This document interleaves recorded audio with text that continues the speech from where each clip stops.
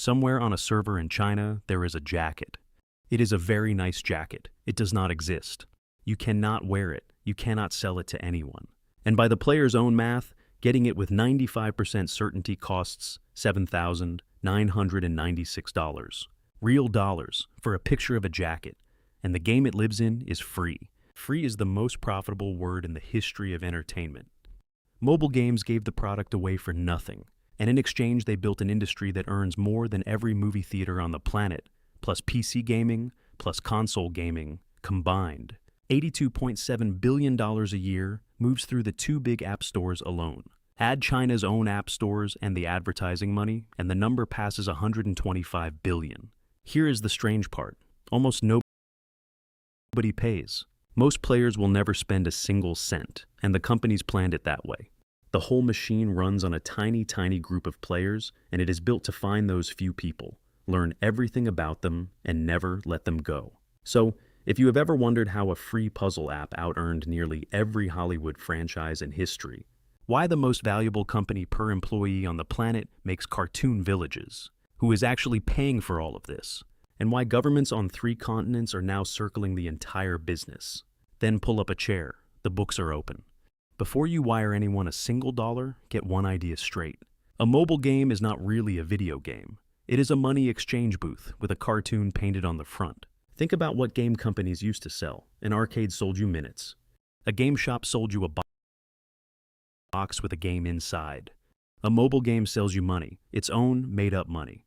Gems, diamonds, Robux, coins with the game's logo on them. You hand over real dollars, and the game hands back pretend dollars that work in exactly one place, at exactly the price the owner decides, and can never, ever be turned back into real money. Casinos figured this trick out 100 years ago. When you bet with a plastic chip, it does not feel like betting $20. It feels like tossing a chip. The mobile industry took that idea and improved it, because a casino chip can at least be carried back to the cashier and swapped for cash. A gem cannot. The exchange booth only works in one direction. Money goes in, money never comes out. There is one more trick hiding in the wallet. The gems are sold in pack sizes that never quite match the prices in the shop. So after every purchase, a little loose change stays behind. Too small to spend, too annoying to waste. That leftover is not a design mistake. It is a coupon for your next purchase, printed at the exact moment you finish the last one. So here is what you would really own. A tiny private country with its own money. You are the bank that prints the cash, the only shop in town, and the border guard, all at once. And the game being free is simply the border standing wide open. Now, here is the math that flips the whole business. Give the game away to 1 million people. About 96 out of every 100 will never pay you a cent. Ever. A normal business would call that a disaster. You will call it the plan, because those players are the furniture. They fill up the leaderboards, the chat rooms, and the matches, so that the people who do pay always have someone to beat. A few people will buy something small, $5 here, $10 there. Nice, but that is not the business either. Then there are the whales. That is the industry's actual word, borrowed from casinos, for the customers who spend enormous amounts. In big markets, roughly 0.2% of players can produce up to 86.6% of a game's money. Stop and picture that. One player in 500 is paying for basically everyone else. Another industry survey by a firm called Everyplay found the top 1% of spenders producing 29% of all mobile game money. Either way, the entire company floats on a group of people small enough to fit in a school gym. That changes the job, you are panning for gold. The whales are the gold, and the other 99.8% of players are the gravel you sift them out of. Run the numbers on a real haul. Getting your game installed on one stranger's phone costs about $2 to $6 in advertising. Call it 4. 1 million installs, $4 million gone on day one. Sitting inside that million are maybe 2,000 whales. If the machine holds each of them for a few years at a few $1,000s apiece, that little group alone pays back your entire ad budget several times over. $4 million to find 2,000 people. That is the trade. The industry spent about $25 billion in 2025 making exactly that trade, over and over. And the 96% who never pay still earn their keep. They watch ads. Advertising is 30% of the industry's income. The simplest tap-tap games collect 63% of their first 2 months of ad money on day one before most players delete the app. So each player pays one way or the other, with money or with attention. And the payers are not all worth the same. AppsFlyer's 2026 monetization report found that within 90 days, a paying player in a casino-style game is worth $11.40, against $7.26 in a casual puzzle game. The closer a game sits to a slot machine, the more each customer is worth. The industry noticed. One last thing about whales. They do not drift between games like everyone else. They pick one game and dig in. And once a whale has $10,000 inside one account, quitting stops feeling like deleting an app and starts feeling like walking away from a house he paid for. So, he stays. The money he already spent becomes the chain that holds him, and it costs you nothing at all. But the gem shop itself is only the cash register. The real money is in the reason people keep opening it. 70 years ago, a psychologist named B.F. Skinner put pigeons in boxes and let them peck a button for food. A bird that gets food every 10th peck learns to peck. But a bird that gets food on a random peck, sometimes the 3rd, sometimes the 40th, that bird pecks until it falls over. Of every reward schedule Skinner tried, the random one produced the most pecking and the slowest quitting. Casinos built the slot machine on it. Mobile games built the loot box on it. A sealed digital box you pay to open, contents random, same machine, cuter sounds. Watch the numbers do the work. In PUBG Mobile, the chance of pulling any top prize item from a crate is 0.3%. But the top prize pool is stuffed with several items, so the odds of the one specific jacket you want are around 0.05%. That is 1 in 2,000. Players ran the numbers. To be 95% sure of getting that jacket, you would open 5,990 crates, which at shop prices comes to just under $8,000. That is the jacket from the start of this video, the one that does not exist. It gets stranger. Players got suspicious and counted the results of 841 crate openings from YouTube videos. Prizes everyone wanted appeared 2 times in 1,000. Prizes nobody wanted, listed at the exact same rarity, appeared 22 times in 1,000. Same label on the box, 10 times apart in real life. Your brain, meanwhile, is on the company's side. In 2009, researchers at Cambridge put gamblers in brain scanners and found that a near miss, where the prize stops 1 slot away, lights up the same reward circuits as actually winning. So, the crate animation that stops just short of the grand prize pays you the feeling of a jackpot without handing over the jackpot. You spin again to collect a prize your brain thinks it already tasted. Some games skip the suspense and simply gift wrap a price tag. Free Fire runs a prize wheel where the grand prize is guaranteed by the 8th spin, and each spin costs more than the last. Do the math backwards and that legendary skin simply costs about $4 to $5. The spinning wheel is theater. It exists to catch the players who never do the math, and to overcharge the ones who chase a lucky early hit.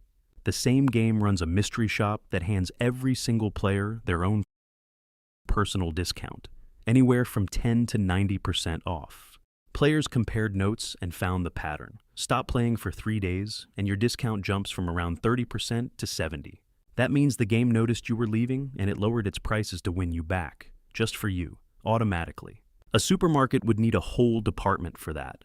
Your game does it to 130 million players at once. Then there is the quietest trick of all, selling people their own time. In Clash of Clans, an upgrade takes 5 days, unless you pay to skip the wait.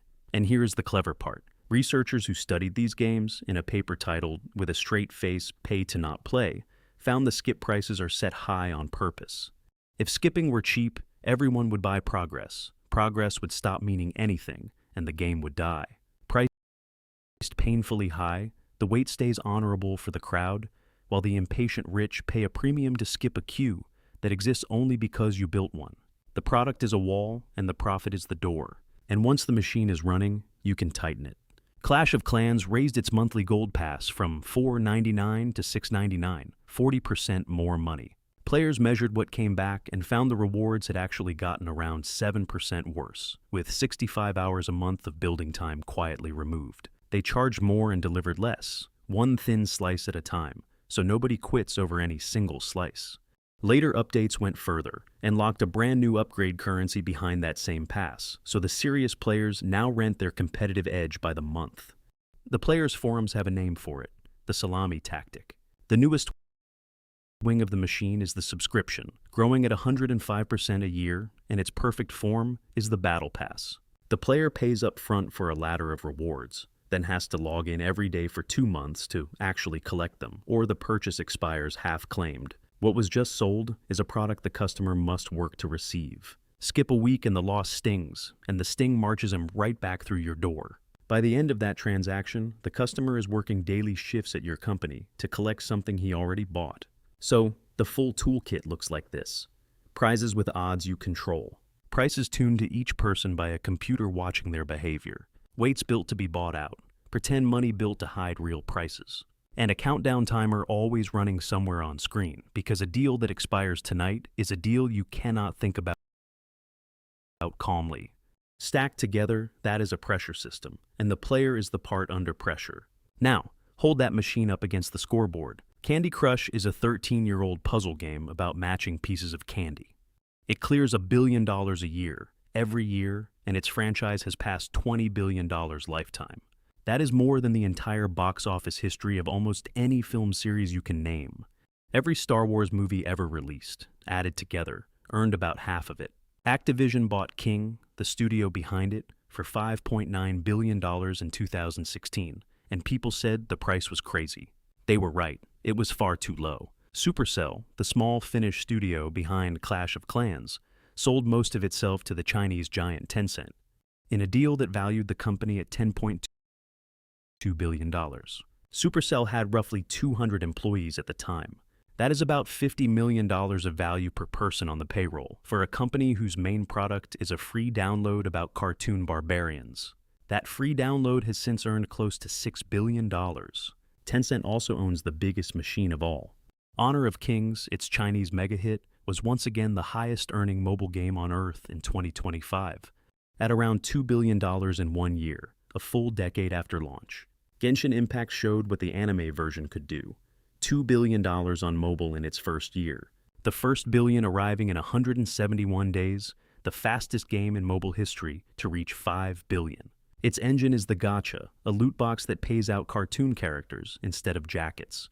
Then there is the modern blueprint. Monopoly Go, built on a 90-year-old board game. Made $2 billion in its first 10 months and $5 billion inside 2 years. Its maker, Scopely, spent roughly $500 million on advertising in year 1 alone, which sounds insane until you remember what the ads were for. They were buying gravel to sift, and the real punchline sits in the paperwork. 1 week before the game launched, Scopely was bought for $4.9 billion by Savvy Games, the gaming arm of Saudi Arabia's National Investment Fund. A country bought the machine 7 days before it switched on. The machine has already paid for itself. And the jacket game? PUBG Mobile has now collected more than $8 billion lifetime, and its Chinese twin, a reskinned version called Game for Peace, brings in roughly 60% of the franchise money on its own. One shooter, 2 names, $8 billion, largely from selling clothes that are not there. Even the newcomers prove the pattern still works. Last War, survival from a studio most people had never heard of, pulled $1.57 billion in 2025, up 42%, in a market that was supposed to be full. But the most elegant operator in the business does not make games at all. Roblox convinced its players to make the games. Millions of them, a huge share of them children, build the little worlds that other children pay to enter. Roblox takes up to 70 cents of every dollar spent. The kid developers who want to turn their earnings into actual money must go through the company's own exchange window, where 1 million Robux converts to $3,500. Roblox paid its creators $1.5 billion in 2025, a year the company itself booked $6.8 billion in player spending. The children built the store and stocked the shelves. The landlord kept the register. And in 2026 it raised that exchange rate by 42%, but only on money spent by verified adults, because the company's own numbers show that adult players spend about 50% more than the kids do. Adults, after all, carry their own credit cards. That policy whispers something to every 12-year-old developer on the platform. Build for grown-ups. It pays better. But the business has one real problem, and it is a big one. Its best customers were never supposed to be customers at all. Children.